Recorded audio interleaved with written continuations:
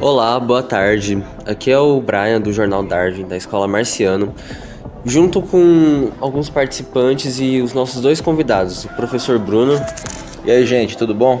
e o professor Cícero. Olá pessoal, tudo bem com vocês? A gente está com algumas outras pessoas do jornal também, e o tema de hoje, como primeiro podcast do Jornal Darwin do Marciano, a gente vai falar do Dia do Trabalho que aconteceu no dia 1º de maio.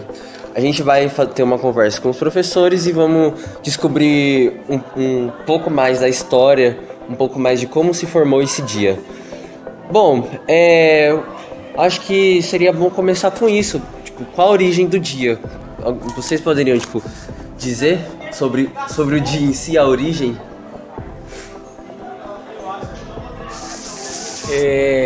Bom, ela tem toda uma trajetória, né? Tem uma questão histórica e aí o professor Bruno pode, de repente, estar contribuindo aqui também, né? Mas eu gostaria de dizer que, em vez de nós falarmos Dia do Trabalho, seria interessante falarmos do Dia do Trabalhador e do Dia da Trabalhadora, né?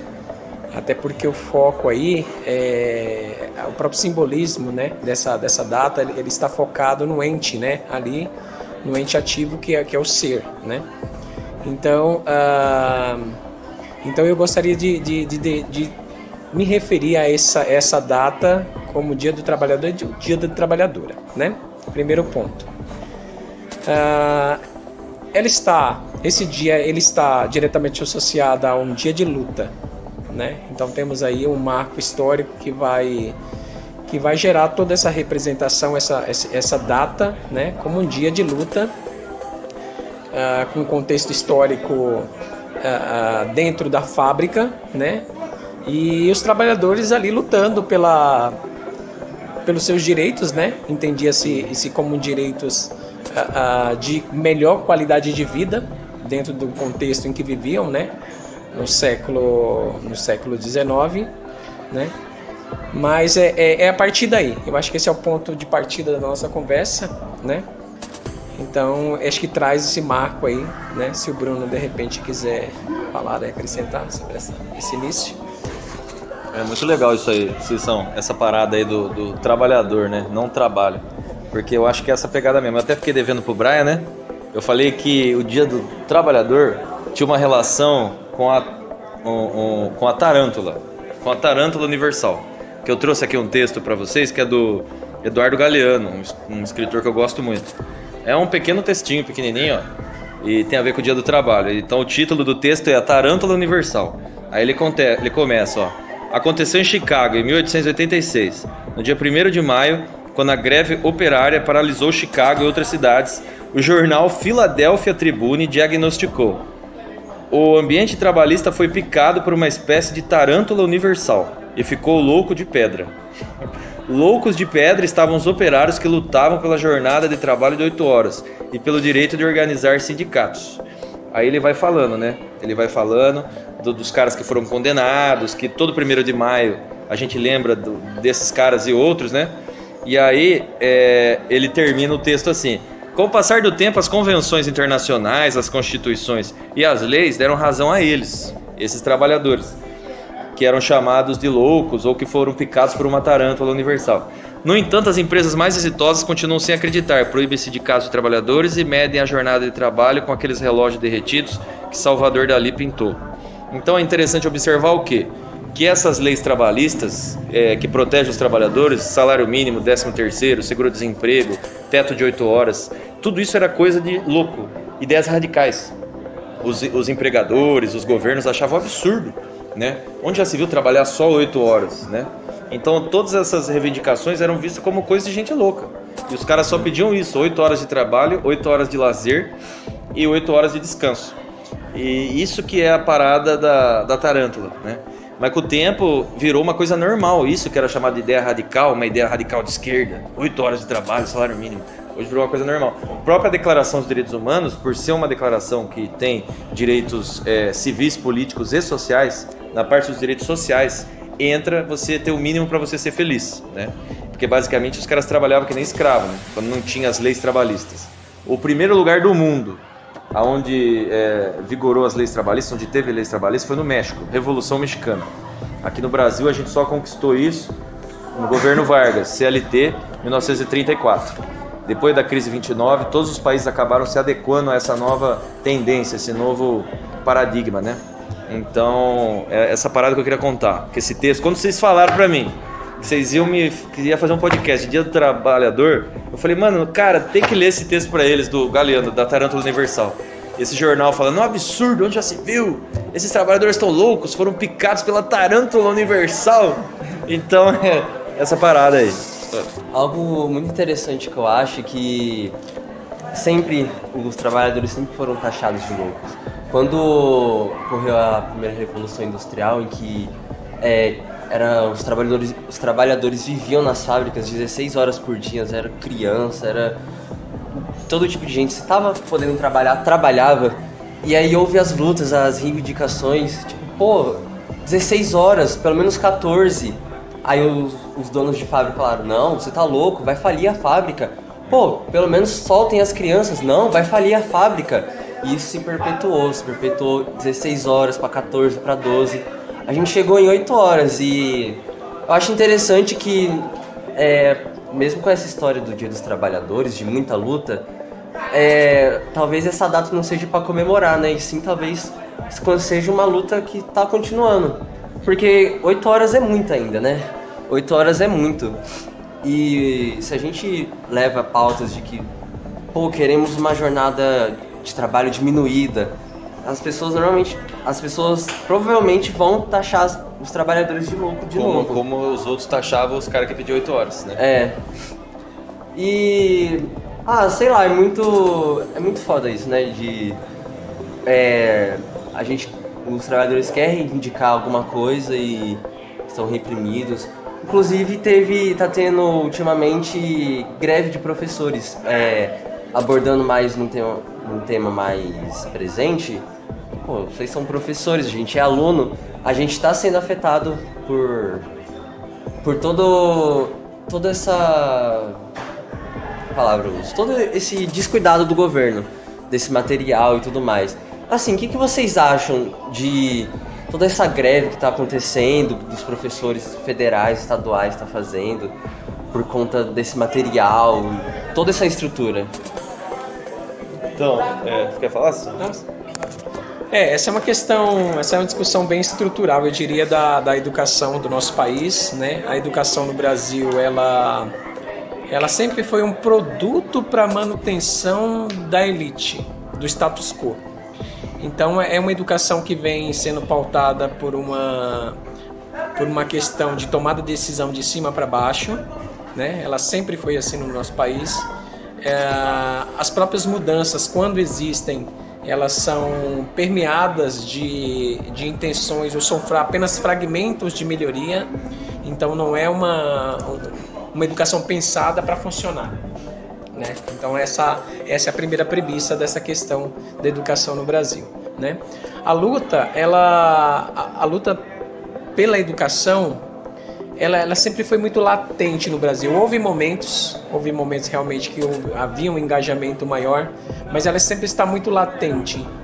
Eu não sei se isso se deve ao tamanho da categoria, né? Uma categoria enorme no Brasil, uma das maiores categorias que existe no Brasil de trabalhadores é a dos professores.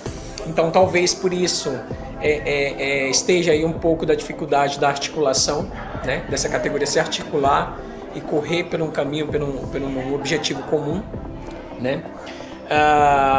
Ou a própria estrutura mesmo da educação que força o professor a fugir dessas lutas, né? A rotina, o dia a dia do professor, que está sempre ali dando aula, muita coisa para fazer, e tira o professor desse cenário de luta. Então, assim, eu vejo essas duas coisas, né? Enquanto professor, eu vejo essas duas situações, do porquê que a educação muitas vezes se aceita do jeito que está e não tem muita luta. Primeiro é a questão da categoria, ser enorme e difícil de articular. Segundo é a própria rotina que é imposta de uma situação de estrutura, de cobrança, que a gente fica focado no ensino e esquece, deixa de lado toda essa margem desse engajamento da luta, né? De brigar e tentar ali se engajar e fazer uma greve ou fazer todo um movimento de melhoria. Eu já participei de greve, tenho certeza que o Cissão já participou também, de professor. Todo professor já participou de alguma greve, né? E a gente tem também nossas desilusões, né? E caminhos que a gente seguiu aí nesse ambiente de luta política, né? É uma situação bem específica essa de ser professor, bem específica. E a gente trabalha com seres humanos e também tem várias frentes de guerra, né? Se você, por exemplo, faz um aluno abrir a mente, entrar no vestibular, isso é uma batalha gigantesca que foi ganha. Às vezes compensa mais investir num grupo de alunos aí, como vocês agora, do que eu estar fazendo greve agora, entendeu? Então, por exemplo, se eu estivesse fazendo greve, eu não estava fazendo esse podcast agora. Enfim, não estou dizendo que não é para fazer greve, sabe? Mas tem várias coisas em jogo, E tem um aspecto importante aí, que é o movimento da greve, às vezes legítima, né? Ser, como se diz essa palavra, pelas instituições como os sindicatos, a APOESP, grupos políticos, né? Ser cooptados, essa é a palavra, né? Ser cooptado. Então esses movimentos eles são muito fáceis de ser cooptados. Então tem um movimento, alguns professores insatisfeitos de fazer, e já vem por trás um grupo, né? Sim. Querendo abraçar para fazer frente e aparecer.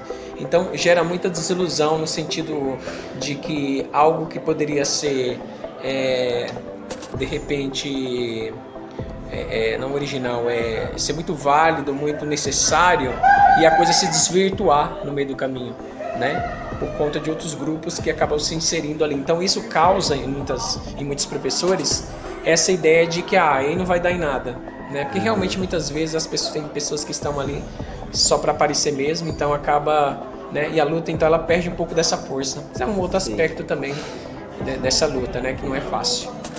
Sabe, apesar de tudo isso, apesar de greves serem enfraquecidas, reprimidas o tempo todo, vocês acham que o direito do trabalhador em si, na nossa sociedade atual, futuramente vai evoluir ou sofrer uma retrocesso? Eu estou enxergando um retrocesso. Na verdade, eu vejo que já está acontecendo esse retrocesso desde as políticas neoliberais, né? Que vem sendo, principalmente depois do fim da Guerra Fria, tem uma hegemonia neoliberal muito forte. E o mercado 4.0 está potencializando isso. E já está acontecendo uma grande perda de empregos. Quando eu já até falei isso em aula, quando você vai lá no cinema, em vez de você conversar com uma funcionária, você conversa com um totem. Ou quando você vai comprar um lanche e também tem um totem lá, isso é o desemprego estrutural, né? Que é diferente do conjuntural. E o desemprego estrutural, ele gera um exército reserva de trabalhadores desempregados. Então a margem de negociação é mais desesperadora. Tem um monte de gente querendo emprego e um monte de gente aceitando qualquer coisa. Então eu vejo assim, por exemplo, muita coisa errada. Gente falando assim, não, trabalha com a gente que você vai ser efetivado. E o cara nunca é efetivado, às vezes é mandado embora depois de 10 meses trabalhando. Você vê isso muito em firma. Não tem poder de barganha, né? Perde porque a inteligência artificial, por exemplo, e as novas tecnologias nesse mercado, elas vão gerar esse desemprego estrutural, que vai... E já tem uma tendência neoliberal, e acima de tudo, que eu acho que é o mais agravante, a questão do envelhecimento da população. A população está envelhecendo, nós estamos virando... O mundo vai virar Rio Claro. Rio Claro é uma cidade velha. Por que você acha que só abre supermercado, farmácia e bar? Porque é uma cidade velha. O Rio Claro é uma cidade velha. E o Brasil vai virar Rio Claro. A Europa já virou Rio Claro. Acho que já até está um pouco pior, dependendo do país, né? E o que acontece? Você tem muita gente aposentada. E lógico que o Estado, na minha concepção, é dever do Estado resolver essa parada. Mas lógico que a corda arrebenta sempre o lado mais fraco. Então a aposentadoria vai ser um negócio precaríssimo. Nossa. Porque vão argumentar assim, como é que vai sustentar tanto aposentado? Então a aposentadoria é a primeira coisa que está recebendo um ataque assim, gigantesco. E vocês viram que a gente vai aposentar bem mais tarde, né? Eu nem sei se eu vou estar vivo quando me aposentar, do jeito que teve essa reforma, né, da Previdência. Então são vários aspectos que eu vejo que vai ter uma precarização. Não tem uma perspectiva boa de futuro para a relação de trabalho. Uma das coisas que está acontecendo também hoje, que está em levantamento, é a escala 6x1 que está tendo agora, que é literalmente você trabalha por 6 dias, você só tem um dia de descanso. estão querendo impor essa, digamos, como forma de lei agora, né? Para poder ficar mais fácil. Daí, o que vocês acham sobre isso? Olha, essa escala é a atual. O que eles estão propondo, na verdade, é a semana dos 4 dias. É isso que você está se referindo? É a semana dos 4 dias, se você trabalha 4 e fica 3 descansando. Né? São iniciativas que estão sendo colocadas em prática como plano piloto em alguns países. No Brasil já tem iniciativa de algumas empresas. Né? Vamos lá, essa ideia. O objetivo dessa ideia, a priori, é você gerar postos de emprego, né? Diante da situação dessa demanda, da falta de emprego, né? Por conta das questões da inserção das tecnologias, né? A princípio isso, mas ela tem alguns problemas aí, né? No primeiro momento, as primeiras experiências contam com maior produtividade das pessoas, né? Isso dentro do ambiente empresarial. As pessoas diminuíam a quantidade de faltas, porque aí você vai ter dias para resolver problemas pessoais e outras questões também. Mas a questão aí, o calcanhar de Aquiles dessa questão, dessas semanas 4 dias, é a sobrecarga nos outros 4 dias, porque não diminui, né, essa quantidade de trabalho. Então, os primeiros resultados, eles ainda não são tão palpáveis assim, se vai ser do jeito que está sendo empregado, né, realmente compensa ou não, se é um avanço ou não, né. Então, na Europa já foi colocado isso em prática, no Brasil algumas empresas agora também, inclusive acho que 2 semanas agora, eu vi uma reportagem no Brasil, né, sobre essa questão da semana dos 4 dias, né. Trabalhar 6, folgar 1 é a realidade, é o que temos no momento, né.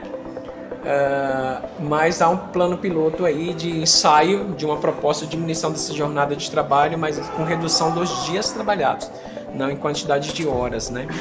Em quantidade de horas também acaba reduzindo, mas no sentido de que você fique menos dias trabalhando e mais dias em casa, seriam 3 no caso, né? Mas há esse problema. Enquanto se não resolver a questão da qualidade do emprego, né, do trabalho, eu acho que a gente não avança, é patinar, né? Se você diminui a quantidade de dia trabalhado, mas nos dias que você forem trabalhar, a demanda ela aumenta, então você não está resolvendo um problema, você só está tirando de um lugar e colocando em outro, né? Acho que e essa questão só para emendar, né, aproveitando o gancho aqui, essa questão da inserção das novas tecnologias e essa própria revolução que eles já estão chamando de revolução 4.0, né? Essa nova revolução industrial com a inserção das inteligências artificiais e a internet das coisas, né? Ela acaba por gerar uma situação desse aumento desse emprego desestrutural, mas aí eu vou colocar uma questão aqui, justamente para questão de debate mesmo, né? Há uma vertente que diz que esses trabalhadores eles terão menos trabalho e mais coisas sendo feitas pela inteligência artificial, né? O grande desafio aí que eles mesmos colocam é dar uma remuneração tal que deixa as pessoas com qualidade de vida, né? Você o ser humano diminui o seu tempo trabalhando, mas que o desafio é continuar com a renda satisfatória para atender as necessidades básicas, né? E aí aumentar a qualidade de vida. Há quem aposte nisso, mas a gente sabe do nosso histórico, né, político e econômico, principalmente do sistema qual vivemos, que ele tende a tirar o máximo possível, né? Ela funciona na base do lucro, né? Então, o quanto isso é viável, às vezes parece mais assim uma falácia, né? Do que realmente algo que vai ser colocado em prática, algo mais utópico, né? Que realmente, se você parar para pensar, seria um caminho viável, se fosse pensar nessa questão da inserção das tecnologias aí, realizando o trabalho, parte do trabalho que o ser humano acaba fazendo, né? mas de alguma forma o ser humano precisa ter a qualidade de vida também, né? E se você apenas tira o emprego dele ou diminui a renda dele, você não vai estar mexendo no principal fator, que é a qualidade de vida, né? Tem mais um assunto pra gente ser colocado aqui e na você roda. podia falar um pouco pra gente da internet das coisas? Porque eu tenho um pouco de dificuldade de explicar isso pros alunos, que é uma das características do mercado 4.0. Sim. E é importante, é uma oportunidade agora de entender essa tal de internet das coisas. Certo. Ela vem nesse contexto, vem no contexto do desenvolvimento da internet. Então ela é possível a partir do 5G. O 5G, ela se diferencia com a sua antecessora, né, o 4G, na questão do volume de dados. Se consegue transmitir um volume de dados muito maior. Então você tem uma velocidade maior e também uma quantidade de dados maior.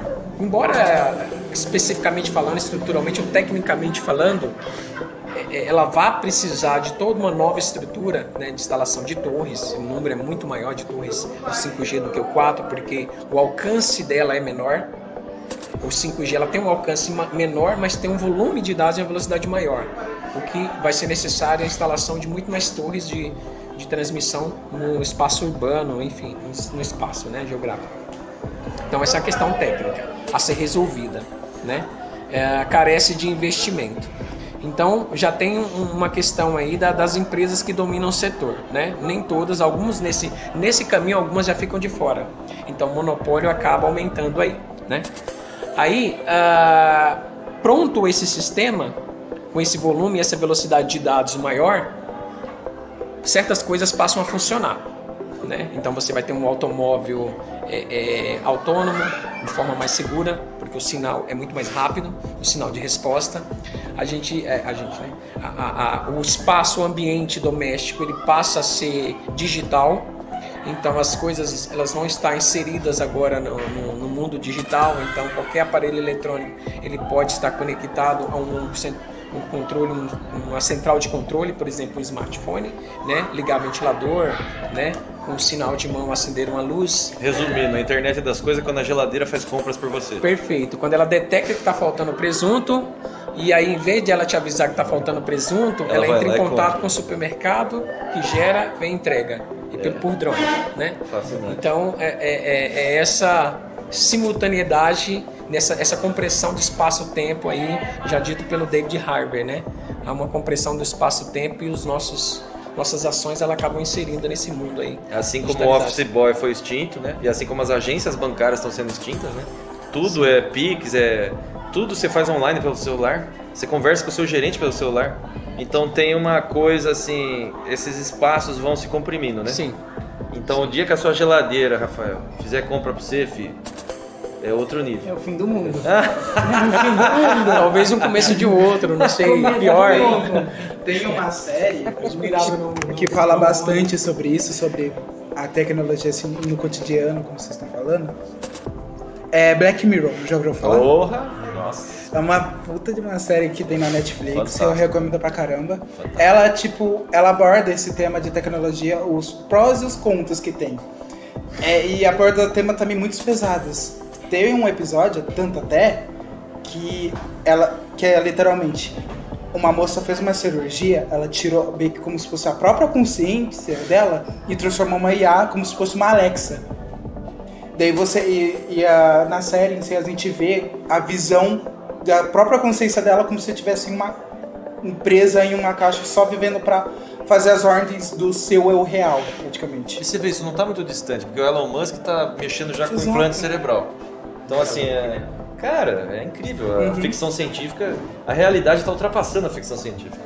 Eu acho que em 10 anos vai mudar muita coisa, assim como de 2000 para 2005 houve um avanço muito grande, né, em termos de smartphone, a própria internet também, né. Os smartphones eu acho que foi a grande mudança, porque até 2000 nós tínhamos os celulares basicamente com a função do ligar, né, do telefone.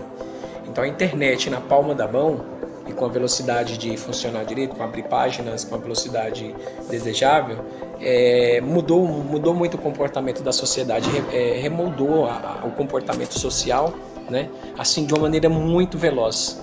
Eu, de certa forma, eu fico feliz, enquanto professor, eu fico feliz de ter vivenciado isso. Aliás, o processo da internet chegada no Brasil e esse aumento de velocidade, né, de transformação, o smartphone eu cito como exemplo, né, de ter vivenciado isso, embora confesso que é tudo muito obscuro para mim ainda, tem muita coisa ainda que eu não entendo, né, mas que eu sinto. Então, acho que um dos principais processos de aprendizagem é primeiro sentir, depois compreender, né? Eu estou no momento ainda de sentir todo o impacto, né? E compreendendo ainda muito pouco, mas... Primeiro se apanha, depois descobre quem bateu. Exatamente, acho que é bem por aí. Uma coisa que eu também estava pensando é que a gente fala muito da luta do trabalhador para carga horária, para o salário, só que ainda continua tendo muita desigualdade salarial para as mulheres, para gênero, para raça. E a gente também fala muito da inteligência artificial, substituindo o trabalhador. Mas daqui a muitos anos, como vocês acham que vai ficar ligar uma coisa na outra, a inteligência artificial com essa desigualdade salarial que a gente tem hoje? Porque são dois problemas e um tá tomando o outro. E nenhum é resolvido. Você sabe que o algoritmo, ele reproduz a sociedade, né? Então algumas inteligências artificiais, elas reproduzem o racismo da sociedade. Isso que é interessante. Porque ela é criada a partir da experiência humana. E se essa experiência humana for racista, LGBTfóbica, machista, ela vai reproduzir aquilo, né? Então tem algumas IAs que... É igual acontece com o Google, né? Você vai lá no Google e escreve assim, ó, empresário. Aí aparece só pessoas brancas. Porque a referência... O Google não é racista, mas o Google só reproduz o mundo racista, né? Daquilo que ele foi alimentado, né? Ele foi alimentado, Então tem uma base estrutural. É muito louco. Imagina, por exemplo, uma polícia mecatrônica com IA, entendeu? Reproduzindo as mesmas paradas, a mesma visão de mundo da criminologia racista dos últimos 2 séculos. Que ainda a nossa criminologia ainda é muito racista, né? Baseado nas paradas. Então... Tem um jogo também que literalmente ele traz esse tema de uma forma muito, muito bem mostrada e muito bem titulada, e é um futuro muito possível de acontecer. O nome do jogo é Detroit Become Human. Eu recomendo pra caramba pra quem quiser jogar, mas eles abordam literalmente essa mesma questão de androides com inteligências artificiais tomando empregos, consciência de classe. Exatamente, com consciência de classe. E dentro desse jogo, meio que os androides acabam tendo consciência própria, que a gente controla 3 personagens, inclusive são os androides. Daí cada um é um rumo que vai tomar, mas acaba interligando o mesmo caminho, por conta da situação do mundo. Daí tem vários sinais, várias formas de você ver o mundo em si, tá? E é algo muito da hora de se ver. E aterrorizante. Pô, é aterrorizante mesmo. Bom, o sinal vai bater já, né? Acho que é 15? 15 minutos ainda temos. Bom, então eu acho que dá tempo de eu comentar um negócio que eu tava pensando. É que não só dessa 4ª Revolução Industrial, mas desde sempre. Tipo, a problemática não é em si a inteligência artificial, mas a maneira que ela está sendo aplicada, certo?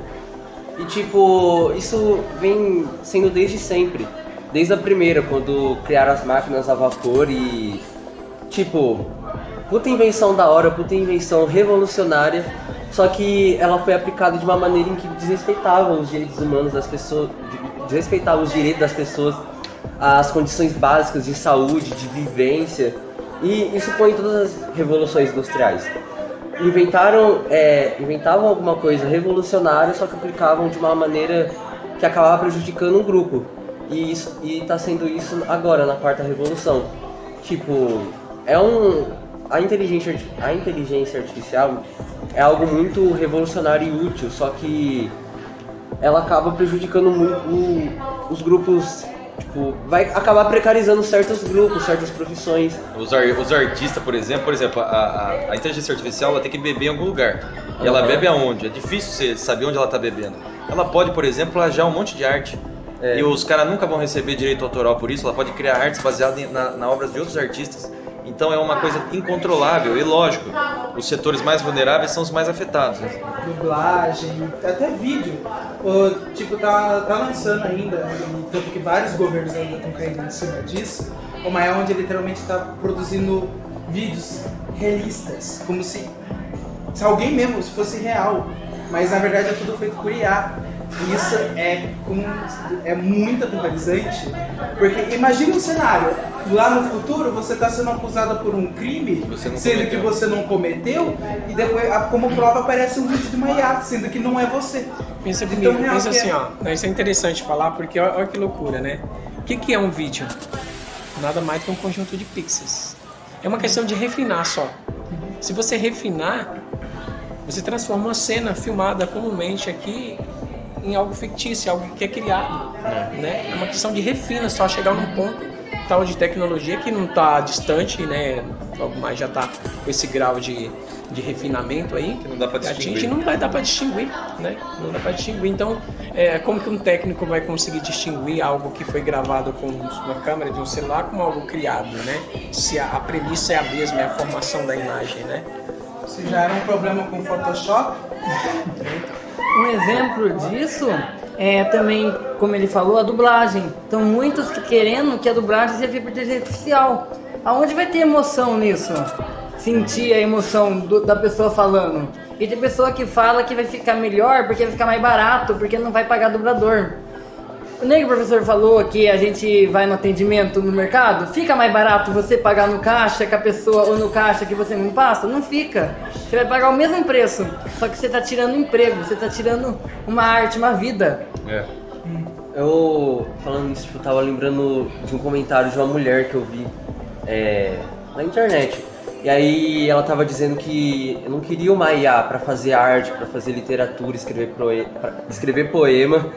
Enquanto eu tô aqui lavando a louça, cuidando de casa. Eu queria uma IA que cuidasse da minha casa pra eu fazer a arte. A arte é algo humano, isso não tem como tirar. Eu acho que essa questão aí, ela passa por uma regulamentação. Eu acho que os governos, elas têm que... A sociedade, né? O governo é seu representante. Passa por uma regulação. Eu acho que do jeito que está caminhando as coisas, assim, de maneira solta, fatalmente teremos problemas, né? Eu acho que o governo tem que regular. Eu acho que tudo na vida tem que ser regulado, porque senão, no qual sistema qual vivemos, ele está estruturado para um determinado grupo social comandar, né? Se não tem esse contrapeso, que de repente poderia ser o governo por conta de uma pressão popular, né? Os seus legisladores também. O cara deita e rola. Aí deita e rola. Aí é uma questão de entregar tudo mesmo. Mas a regulagem, eu acho ela fundamental. Para todos os aspectos de uma sociedade, o governo tem esse papel, porque é ele ainda prima pelo bem-estar social, né? Ainda é o governo. Então eu acho que a regulação ela é fundamental diante desses novos cenários que estão se colocando aí. Essas ferramentas não estão sendo usadas em prol dos nossos interesses. Está sendo usada nos interesses de quem a detém. Tipo, grandes produtores produtoras de filmes de Hollywood provavelmente vão aderir a esse sistema de inteligência artificial na hora da dublagem, quando for algo mais avançado, porque vai ser algo mais barato. Então, tipo, que nem o Rafa disse, pra gente pagar e assistir no cinema, o preço vai ser o mesmo, sabe? E além disso tudo, muitos dubladores perdem os seus trabalhos, perdem o seu emprego, sabe? Então, não tá sendo de uso do nosso interesse. Eu acho que precisa mesmo de uma pressão social aí, de que as tecnologias, porque em poucos casos em que a tecnologia é de uso para nós, do nosso interesse, sabe? Então, tipo, a gente tem que fazer ser usado pelo bem maior, pelo bem de todos. Tudo sendo exagerado sempre acaba sendo algo ruim no final. Não sei se o Bruno vai concordar, vocês vão concordar, mas na história, né, da produção humana, a gente sempre percebe que aquilo que é desenvolvido, eu vou dizer do sistema capitalista para cá, né? Vamos pegar desse recorte temporal. Sempre que se produz algo que poderia beneficiar a sociedade como um todo, ele é explorado. E quando chega a um limite, cede um pouco para a população, são os benefícios. Nova situação aparece, explora. Quando o negócio está atingindo o ápice, novamente cede um pouco. O que é esse ceder ao longo do tempo? A gente tem como conquistas. Mas olha quanto tempo leva até se você chegar a adquirir as conquistas.